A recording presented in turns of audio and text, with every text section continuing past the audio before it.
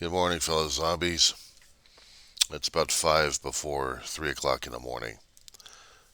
I hate it when I get technical issues with my damn video recorders. Especially when I get a recorder next to a computer that starts freezing up on me left and right. And I'm trying to make a point concerning about, let's see, fiction, nonfiction, Ukraine, gone. To recreate or start all over again. Right now, it's the 12th of March. It's 2022. That's the Weaver John C., Roseman, California, your fellow zombie out there this morning. Trying to keep up with the latest headlines of gloom and doom that I really don't want to see, but I have to see it in the first place. And the reason why I keep going over to the Hill Street Blues television series all the damn time is to stay the hell away from the news because it's depressing as hell, and yet every time I keep watching Hill Street Blues, it's depressing as hell. Simply put, I'm seeing realities merge and blur sometimes, especially when you have your meanings crossing borderlines here. Hill Street Blues back in the 80s was a nitty-gritty reality fictional cop drama. It dealt with the lives of the cops, it dealt with the lives of the people outside, and dealt with the lives of a police captain trying to keep a city from exploding as he's maintaining order in his precinct inside and out. It's one way of looking at it. And then looking at a viewpoint of a lunatic outside running wild and trying to gobble up Ukraine while the rest of the world watches and grits their teeth and can't do a damn shit about it, and he laughs his ass off. So I consider Ukraine is gone at this point. The Crimea is gone. So is Ukraine. You can scream differently all you want at this point over here. Ukraine's gone because the world didn't act and then react the way certain things should have done in the first place.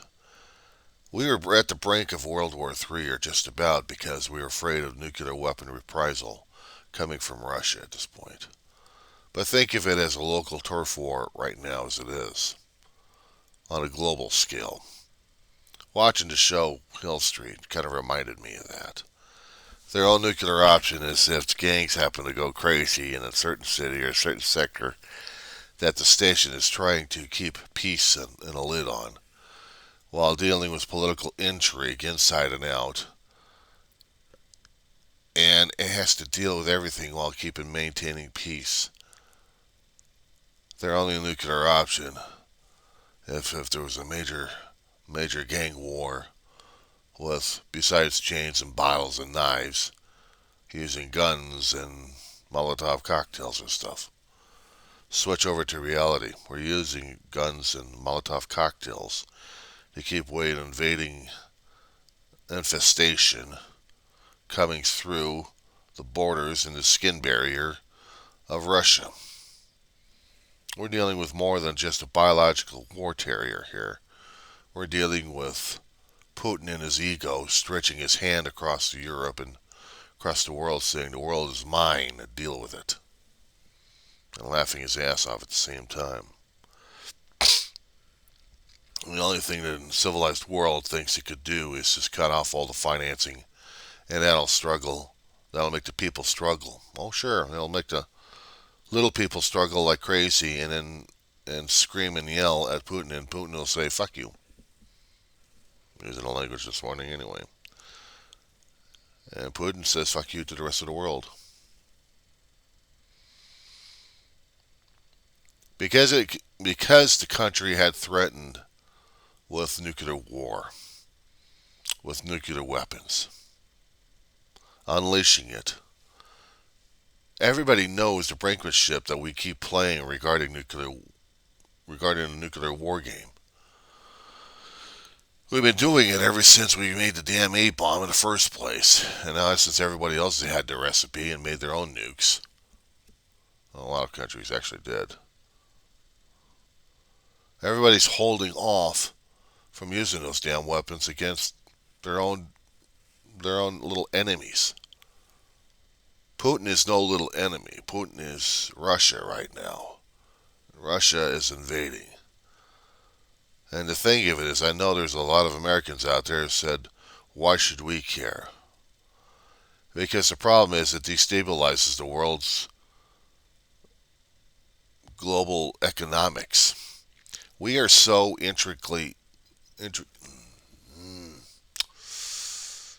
we are hooked up with everybody. We are integral into this massive global market system that anything and everything affects everything. Think of it as a huge spider web without the big hairy spider. But we are hooked up with our energy needs, with our global trading needs, with our scientific endeavors, including with our space endeavors. We still have a space station up in space that's international. For the ones who are spacefaring and carrying, for the countries who actually have the space carrying capabilities, we are dependent upon each other for parts, for labor, for training, for assistance, and keeping a space station up there, including keeping lives up there going. We have been hooked up with Russia ever since we developed the International Space Station. Well over 20 years. 25, nearly 30. We needed their financiers. We needed their lifting capabilities. We had it too. But we used them as an international partners. And because of that, they were able to transfer their crews onto the station whenever they needed with their own space fleet. And we had our transportation system until we grounded the damn thing after 30 years of using it. Now we got private to do it, to carry the load, and that's good. But once we're getting into this shutdown of an invading country here, everything goes crazy. I'm saying that Russia has won on the Ukrainians because they are not NATO, and no matter how many times they kept screaming that they wanted to be in NATO, at the time when Russia comes in, they know they're dead, but they're going to fight anyway. They're fighting along and fighting inside their capital now. Ukraine's going to die. The world watches. Putin laughs his ass off. I watched Hill Street Blues, besides watching a world go crazy, and I was still watching a world go crazy. And in my head, there's no difference. A fictional television show that talks about something of a smaller nature, but it's still a war zone. A war zone of such. Next to reality, where the bigger bully is still thumping on heads, and there's no cop out there that could stop him. Oh, Putin's been charged already. He's being charged with war crimes right now because of civilians being killed left and right, and cities are being destroyed. And once he gets the president in his grasp,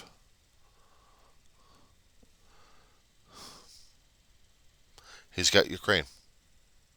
Game over. His game of brinkmanship, his rotten game of chess, has put the world on edge. We have put the sanctions on the country's people. We are hurting the smaller people in the country that kept this guy in power. And they still have no way of getting this guy out without outside help.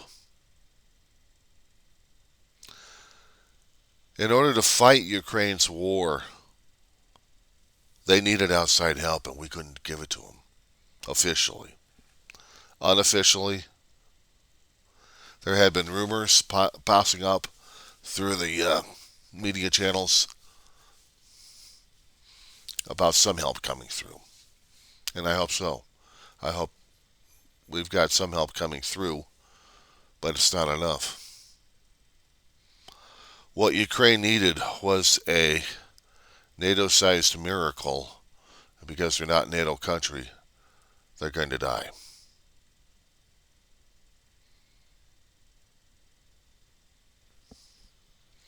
And Putin wins.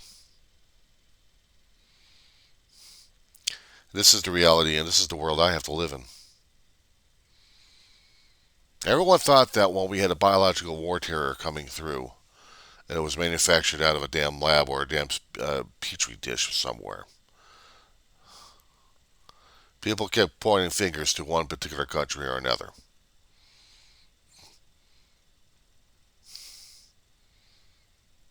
It's been 2 years, and we've got the vaccines necessary to nail the son of a bitch, to starve it out. We could test for it. We can kill it, slowly but surely. Make the damn thing manageable or make it seasonal. But we'd rather have the damn thing die out, period. With enough people vaccinated, we could surely make this son of a bitch go away. A biological terror that only took about 2 years. We can't say the same thing concerning about Putin. Putin is not a germ. Putin, unfortunately, acts like a damn germ. What's good for the germ ain't good for the whole body and ain't good for anybody else but for the germ. The germ is an egomaniac. Wants to live, wants more power, wants more territory, wants.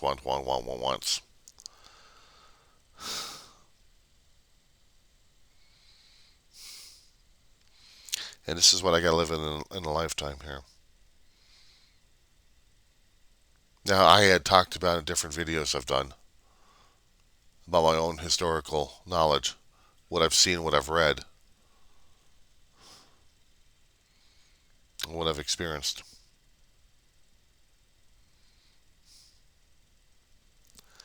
This scares me. Not a biological nightmare. I knew one day we'd get the damn tools necessary to beat the son of a bitch, and we have. But how do you get the tools necessary to beat back a two-legged virus that wants to keep spreading its own filth and its own madness? What do we need? A team like Street Fighter to go after them? Do we need a Street Fighter team to go after Shadaloo or whatever they'll call it? Putin acts like he's Bison without the sparkly hands that are floating up and saying, I'm Bison. Good for you. You're no Raul Julia, that's for sure. You did a better acting on the damn thing instead of Putin, but Putin is acting like he's like that guy. So now we've got a war to fight, huh? A United Nations front, huh? A United Nations NATO fighting force against Russia. Hell, we got China to deal with. And China's been bugging America and bugging the other countries like crazy with her own power grab across the waters. In certain strait of water that several countries are in conflict with, China has been building up and building up.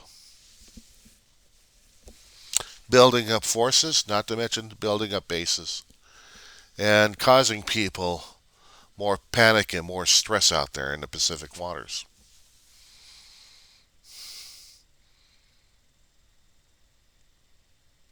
I thought over the past several years to be afraid of a little country that kind of reminds me of an appendix that needs to be removed. At least part of one, anyway.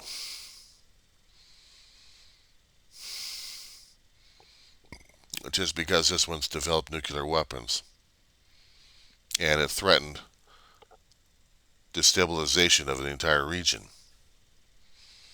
So now we had to worry about this little short shit and his need for power. No, we've got China and its own government to deal with.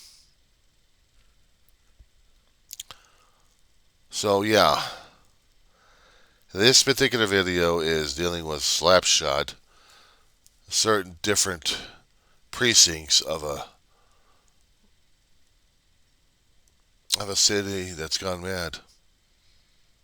The world as a city and different precincts are under war, are under siege. They're under a war footing. So to me, I'm looking at Hill Street Blues as similar to real life. Because we have our real life drama of life and death happening in Ukraine and probably in other countries as well. Compared to a fictional drama that was created back in the 80s, talking about urban warfare of sorts and how the people happen to deal with it, how they dealt with pain, how they dealt with grief, how they dealt with loss, how they were trying to keep the peace in their own little world without the ultimate happening, which was neighborhoods going after each other, exploding into black wars.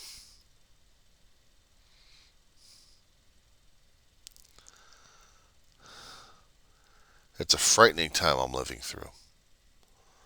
I thought I had issues concerning about my mental health issues going on.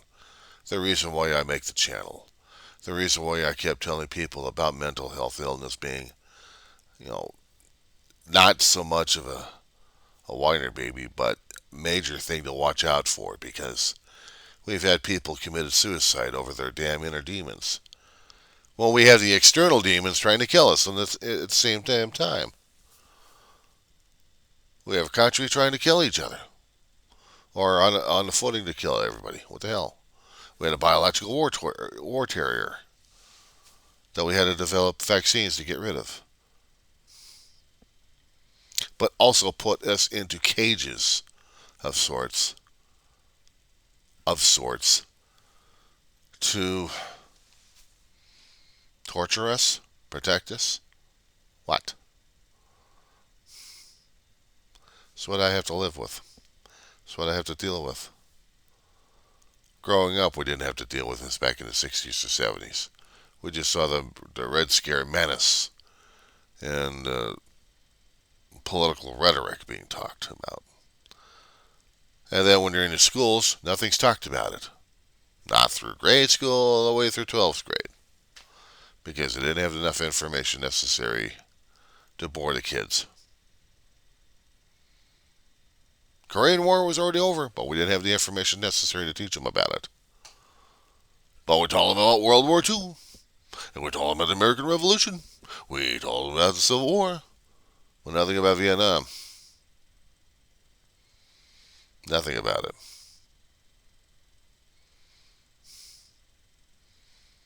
Except you had to go there and live it yourself. You had to deal with the survivors coming back home. Dealing with a different world that couldn't even deal with it.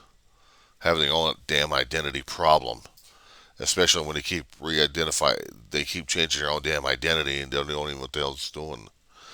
We had a Cold War enemy that we couldn't even fight directly except through politics and rhetoric and posturing of weapons. But that's about it. This right now goes beyond the Cold War situation. Because when we have an invasion of a country dealing with a megalomaniac wants everything now. That's what scares the hell out of people, that he's going to be going after more countries besides Ukraine. And nobody's stopping this one, except Ukraine's trying to fight itself to extinction. Russia is going to be leaning heavily on it, and it's going to be swallowing it up.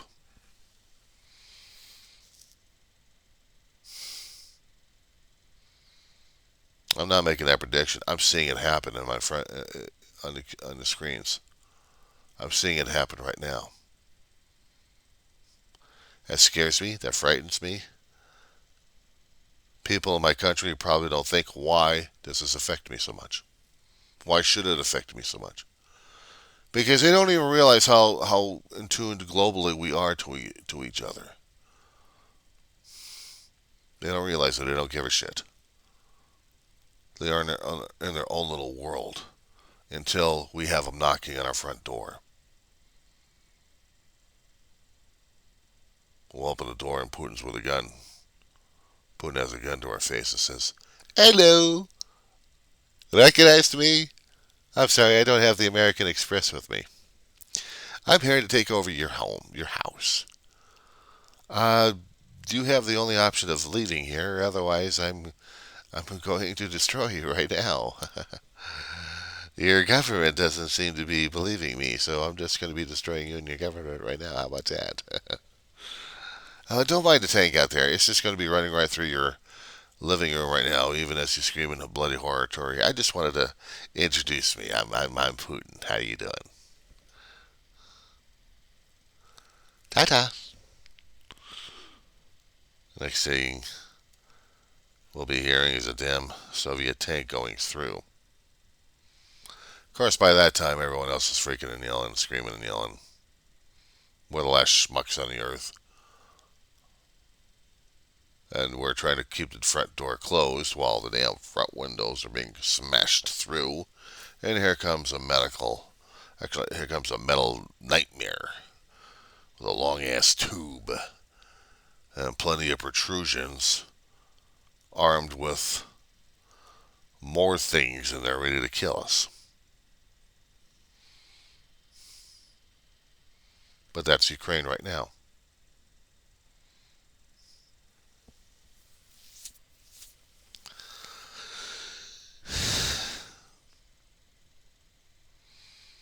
It's not easy for me talking about things like this, but I have to talk about things like this. Because this has been over 2 or 3 weeks since Russia started this bullshit. And now we got to deal with it. We have to. I know we've already had 20 years of Afghanistan. Only because we had some son of a bitch coming from Afghanistan, actually different country. But he resided in Afghanistan, he hid in Afghanistan, and then somehow parked it also in Pakistan. But because we have Afghanistan, we had to make sure that country was stable and secured. So naturally, we had to stick our 2 cents in there and stabilize the damn government, theoretically. Of course, there was Iraq we still had to finish up. But no, with our bases and our intelligence, we found our 9/11 tormentor. We found him. We put him through justice. Took us a hell of a long while to find him, and it took us a hell of a long while just to get the hell out of it. And now, since we're still licking our wounds on this one, we're saying no more to another war. Well, we are going to be putting war sanctions on this country, who's going to be turning around and launching something at us. Basically, we're looking at World War III again.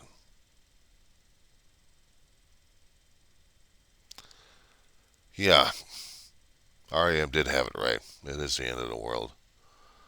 But I'm not feeling fine about it. Not in the least.